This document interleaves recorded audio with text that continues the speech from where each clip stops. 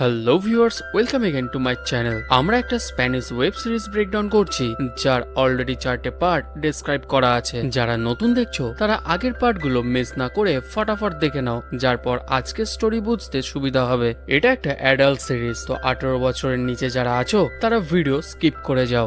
Last পার্টে আমরা দেখেছিলাম অ্যালমা গ্রেতাকে সেই পার্টির রাতের কেসটা খুলে জানায় যে কেন সে তাদেরকে ছেড়ে চলে গেছিল। অ্যালমা এটা বলে যে তাকে ফেক অ্যাকাউন্ট থেকে যে ফটোগুলো পাঠাচ্ছে সেটা হারনানি হতে পারে, কারণ ওরা দুজন ছাড়া আর কেউ সেখানে ছিল না। এরপর তারা তখনই হারনানের কাছে গিয়ে তার হাত থেকে ফোনটা নিয়ে চেক করে, বাট তার ফোনে সেরকম ফটো কিছু দেখতে পায় না। এরপর তারা যখন বাড়ি ফিরছিল তখন অ্যালমা গ্রেতাকে বলে যে এটা হারনানের কাজ না, যার পর তারা ভাবনায় পড়ে যায় তাহলে কে হতে পারে।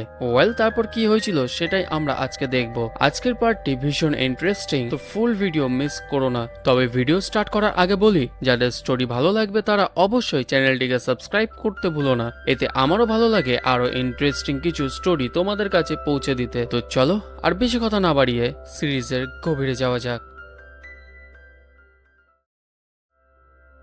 স্টার্টিং এ আমরা দেখি অ্যালমা তার মায়ের সাথে কথা বলছিল। তার মা অ্যালমাকে কোথাও ঘুরে আসতে বলে, কারণ আজকে উইকেন্ডের দিন আর ঘুরে এলে তার মাইন্ডটাও ফ্রেশ হবে। তাই অ্যালমা তার মায়ের সাথেই চলে যায় ব্যানার রেডি করতে। সন্ধ্যাবেলা যখন বাড়ি ফিরছিল তখন তার মা একসাথে মুভি দেখার অফার দেয়, বাট অ্যালমাকে তখন নাতা ইনভাইট করে তার ঘরে। অ্যালমা তার মায়ের কাছ থেকে পারমিশন নিয়ে চলে যায় নাতার সাথে দেখা করতে। সেখানে নাতা ছাড়াও আরো কিছু স্কুলমেট থাকে, তারা সেখানে অ্যাডাল্ট ভিডিও দেখতে দেখতে হালকা পার্টি করছিল। অ্যালমা বিরক্ত হয়ে স্ক্রিন অফ করে বলে এইগুলো কিছু রিয়েল না, আর তার ফোনের ওই ফটোগুলো সবাইকে দেখিয়ে বলে যে কিছু চুতিয়া ছেলে থাকে যারা মেয়েদেরকে এইরকম পিক পাঠিয়ে মজা পায়। নাতা যখন পিকটা দেখে তখন সে একটু ডাউট করে। বাকিরা সবাই পার্টিতে মেতে থাকে, কেউ অ্যালমার কথায় গুরুত্ব দেয় না, বাট সেই সময় লক্ষ্য করা যায় অ্যালবার্তোর মুখটা অন্যরকম হয়ে গেছিল। যাই হোক, এর পরের সিনে আমরা দেখি গ্রেতা অ্যালমাকে ফোন করে জানায় তার ভীষণ আর্জেন্টলি গাঁজা জোগাড় করতে হবে, তাই অ্যালমার সাহায্য লাগবে, কারণ বাড়ির বেসমেন্ট থেকে চুরি করার সময় তার দাদা তাকে দেখে ফেলে, যেটা ডেভিড সেল করার জন্য রেখেছিল। তাই ক্রেতার ওপর রেগে যায় সে। এই শুনে অ্যালমা তাকে বলে তার আগের সব ডিলার এখন জেলে, বাট তখনই অ্যালমার মাথায় আসে হারনানের ডিলার কেভিনের কথা। এরপর তারা কুইকলি তার কাছে যায়। কেভিন অ্যালমাকে দেখে আশ্চর্য হয়। অ্যালমা জানায় তাদের গাঁজা লাগবে। ডেভিড এই শুনে অনেক নাটক করে, বাট শেষমেশ তারা সেটা পেয়ে যায়। সেখান থেকে ফেরার সময় অ্যালমা গ্রেতাকে সতর্ক করে দেয় যে সে যেন কোনোদিন একা ডেভিডের কাছে না আসে, কারণ তারা একদমই ভালো লোক না। পরের দিন স্কুলে হারনান অ্যালমার সাথে কথা বলার চেষ্টা করে, কিন্তু অ্যালমা তাকে এড়িয়ে যায়। অ্যালমা জানতে চায় সে কেভিন ও গুয়াটাকে তাদের মধ্যেকার ঘটনা সম্পর্কে কিছু বলেছে কিনা। হারনান কনফিউজ হয়ে বলে সে তার বন্ধু নয়, সে তাদের সাথে কোনো রকম কথা বলে না। অ্যালমা তাকে জানায় যে সে ফেক অ্যাকাউন্ট থেকে তাকে আবারও ফটো পাঠানো হয়েছে আর তাকে কনস্ট্যান্ট ব্ল্যাকমেল করা হচ্ছে। এরপর ক্লাসে যখন টিচার আন্দ্রেয়া ওমেন্স রাইটস সাপোর্টে একটি প্রোটেস্টের অ্যানাউন্সমেন্ট করে এবং বলে যে যারা এতে অংশ নিতে চায় তাদের অবশ্যই গার্জিয়ানের পারমিশন নিয়ে আসতে হবে, সেই সময় অ্যালবার্তো কমেন্ট করে সে উমেন্সকে নিয়ে ঠাট্টা করে বলে তারা নিজেরাও জানে না তারা কি চায় এবং কেবল আননেসেসারি ড্রামা ক্রিয়েট করতে পছন্দ করে। তখন একটা মেয়ে তার জবাবে বলে যে তারা কেবল সম অধিকার চাইছে, কিন্তু আলবার্তো ও ক্রিশ্চিয়ান ঠাট্টা তামাশা চালিয়ে যায়। ঠিক তখনই অ্যালমা প্রতিবাদ করে বলে সমাজ যদি একটা পুরুষতান্ত্রিক না হতো তবে প্রতিদিন ঘটে যাওয়া ধর্ষণ ও নির্যাতনের ঘটনার পর পুরুষরা নিজেদের নিয়ে স্বস্তিতে বাঁচতে পারত না, অন্ততপক্ষে কোনো মেয়ের সাথে এমন কিছু করার সাহস তারা পেত না। এই কথা বলার পর ক্রিশ্চিয়ান অ্যালমার ওপর চটে থাকে। এরপর স্কুল ছুটি হলে বাসে উঠে অ্যালমা নিজের স্ট্যান্ডে এসে নামে। এরপর দেখি ক্রিশ্চিয়ান ও তার বন্ধুরাও অ্যালমার পিছন নেয়, তাকে হ্যারাস করতে থাকে। এরপর ক্রিশ্চিয়ান তাকে চেপে ধরে হুমকি দেয় যে যদি কখনো পাল্টা কথা বলে বা তাকে নিয়ে আবারও উপহাস করে তবে তাকে এর জন্য চরম মূল্য দিতে হবে। এদিকে নাতা তার মাকে বাড়ির মেইন গেটের বাইরে সেফটি ক্যামেরা বসাতে দেখে এবং জানতে পারে যে এরই বাইরে থাকার সময় অপরাধীরা তাদের বাড়িতে ঢুকে ভেতরের সবকিছু তছনছ করে দিয়েছে। এই শুনে নাতা মনে মনে ভীষণ মজা পায়। এরপর দেখি অ্যালমার সাথে দেখা হলে সে লক্ষ্য করে অ্যালমা মন খারাপ করে বসে আছে। অ্যালমা তাকে ক্রিশ্চিয়ান ও তার বন্ধুদের সাথে ঘটে যাওয়া ঘটনার কথা জানায় এবং বলে যে সে তাদের বিরুদ্ধে অভিযোগ করার কথা ভাবছে, কিন্তু নাতা জোর দিয়ে বলে যে যেহেতু তারা তাকে শারীরিকভাবে স্পর্শ করেনি তাই অভিযোগ করার মতো কিছু ঘটেনি। নাতার এমন কথায় অ্যালমা হতবাক হয়ে যায় এবং তাকে মনে করিয়ে দেয় যে তারা তাকে ধাক্কা দিয়েছিল, হুমকি দিয়েছিল এবং অপমানও করেছিল, যা অভিযোগ করার জন্য যথেষ্ট কারণ। অ্যালমা সেখান থেকে বেরিয়ে কফি খাওয়ার জন্য একটি ক্যাফেতে যায় এবং সেখানে আনএক্সপেক্টলি ডেভিডের সাথে তার দেখা হয়ে যায়।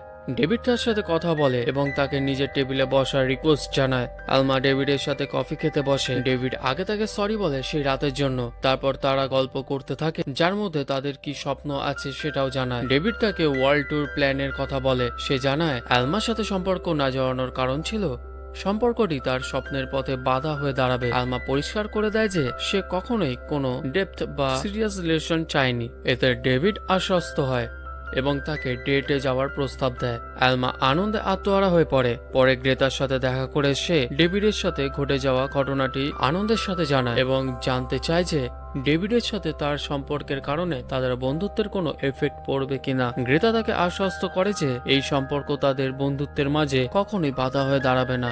এরপর আলমা তার মায়ের কাছে সব খুলে বলার সিদ্ধান্ত নেয়। সে মাকে জানায় পার্টির রাতে যখন সে নিখোঁজ হয়েছিল তখন সে এক ছেলের বাড়িতে ড্রিঙ্ক অবস্থায় ছিল এবং এমন এক যৌন অভিজ্ঞতার শিকার হয়েছিল যে সে পুরোপুরি সচেতন ছিল না। মেয়ের কথা শুনে তার মা মানসিকভাবে ভেঙে পড়ে। তিনি আলমাকে মনে করিয়ে দেন যে ঠিক এই কারণেই তাদের বয়সে তরুণ তরুণীদের জন্য অ্যালকোহল ও ড্রাগ অত্যন্ত ডেঞ্জারাস। এদিকে দেখি নাতা আবার নিজের পছন্দ মতো একটি নতুন বাড়ি খুঁজে পায় এবং অ্যালবার্তোকে সেই লোকেশন পাঠিয়ে দেয় যাতে তারা এর আগের বারে যা করেছিল সেটা আবারও রিপিট করতে পারে। স্কুল ছুটির পর তারা সেখানে যাওয়ার প্ল্যান করে। সেখানে পৌঁছে তারা বাড়িতে ঘিরে থাকা কাঠের বেড়া টপকে ভেতরে ঢোকার জন্য একটি জানালা ভেঙে ফেলে। বাড়িটি যে পরিষ্কার তা স্পষ্ট বোঝা যায়।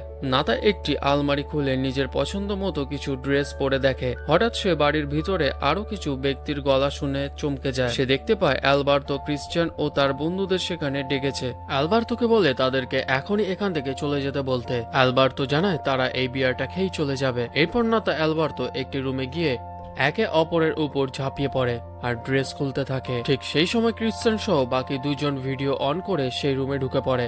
এই দেখে নাতা নিজে গা ঢাকা দিতে থাকে। সে তাদের উপর ভীষণ রেগে যায়। নাতা ভিডিওটা ডিলিট করার জন্য তাদের কাছে অনুরোধ করে, কিন্তু মর্মান্তিক সত্য হলো অ্যালবার্তোই তাদের সাথে মিলে এই ষড়যন্ত্র করেছিল।